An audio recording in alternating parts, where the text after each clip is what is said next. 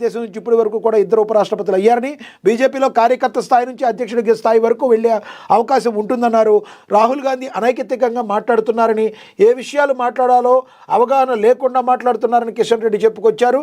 ప్రతిపక్ష నాయకుడిగా రాహుల్ గాంధీ ఉండడం చాలా దురదృష్టకరమని మరి చెప్పుకొచ్చారు మరి కిషన్ రెడ్డి గారు. మీరేమో రాహుల్ గాంధీ మరి ప్రతిపక్ష నాయకుడిగా ఉండడం దురదృష్టకరం అంటున్నారు.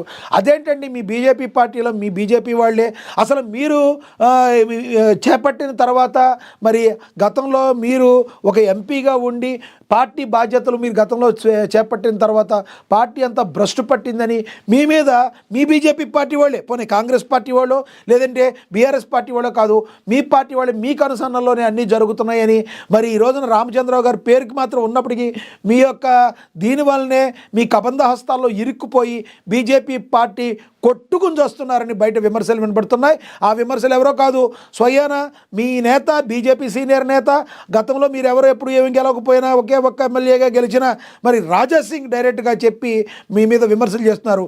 మీరు రాహుల్ గాంధీ గారి గురించి మాట్లాడటం ఏంటి అని చెప్పి కాంగ్రెస్ పార్టీ నేతలు విమర్శిస్తున్నారు.